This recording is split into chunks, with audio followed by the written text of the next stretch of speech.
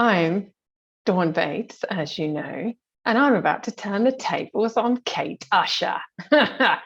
As you know, she has been hosting these fantastic interviews with each of the authors for The Potent Power of Menopause, a culturally diverse perspective of feminine transformation, a very juicy title, if ever there was one. And Kate has been doing all the legwork. Now, she doesn't get away with hiding by interviewing. She's now going in the hot seat. So, Kate, welcome to your own show. Thank you.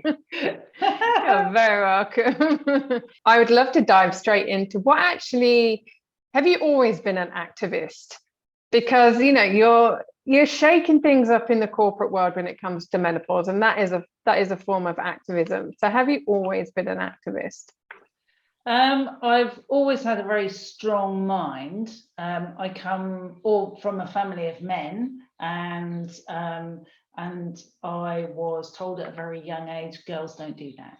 Girls don't do that. They don't go there. They don't do this. They don't do that. And I just thought, bollocks to that. I'm going to do what I want to do. Don't tell me what to do.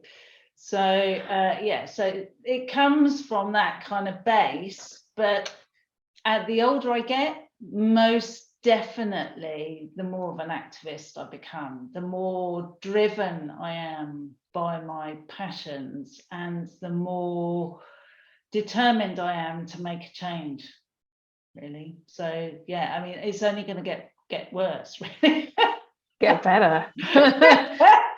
And the reason I asked that question is because there's part of your chapter in the book, you mention all of those of us that were the rockers, you know, the new romantics, and what were the other ones, like the permed hair and the flares, and those of us that were like, and where's that spirit gone? Now, I was a raver, so I was, you know, I was the chemical generation, as we were known as, and you know, and I when I read that part of your chapter, I was like, yes, why have we forgotten who we are?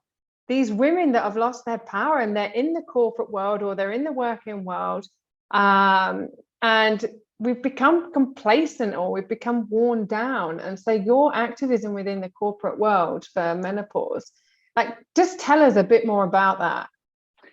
So I think that's for me, it's a really important part, because when you're young and you're a teenager or you're a young woman, you for us in our generation, so we had punks and we had new romantics and we had ravers.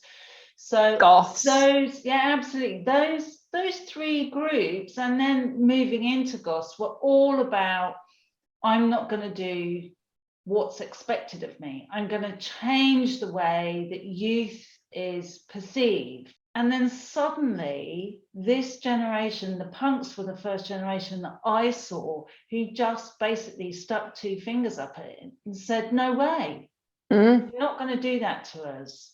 And we're going to define what happens in our life. And we're going to be who we want to be, behave how we want to behave, and interact in the way that we want to. And what was really important in that, especially in the punk era, was that there was no men, women. It was just kids having fun. And they just saw each other as equals. And it was a really important part of it. So in that sense, the new romantics kind of built on that in many ways, and they redefined fashion, and they said what they were going to be, and we had a more gender fluid environment, and we were accepting of people who weren't straight and who were gay and who had different identities, and that was all perfectly fine. And men wearing more hairspray than women have ever seen. Absolutely. I think of Steve Strange and his amazing makeup and hair, and Flock of Seagulls with that ridiculous hair. It has to be said. And then we had the raving generation. So the kids basically broke all the rules to follow what they wanted.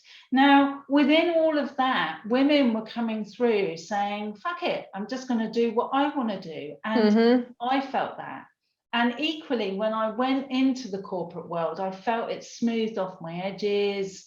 It trained me how to behave in a corporate environment. But at the same time, I was starting to recognise that women were not being promoted in the same way. Women were not getting the same salaries. I was seeing that, you know, you got to a certain level and that's as far as you got. As I moved along in my corporate career, I started to think this just bloody isn't right. There's some amazing, amazing women out there, and corporate is just looking over the top of them and not seeing it. Because one of the things that I see as an entrepreneur, I've always worked for myself since I was 21. And I consulted for organizations like Experian and Ensley Insurance. And I remember being passed over so many times. And I got to the point, I was like, game over. Like, I mean, I'm only in my 20s, and I'm like, no, I'm not going to have you dictate to me how much I earn. I'm not going to have you dictate to me what I can and cannot do. And I remember when I got made redundant, there'd been 11 of us taken on, and 9 months later, they laid lots of people off. The people they laid off were mainly women. And I was like, no, that's it.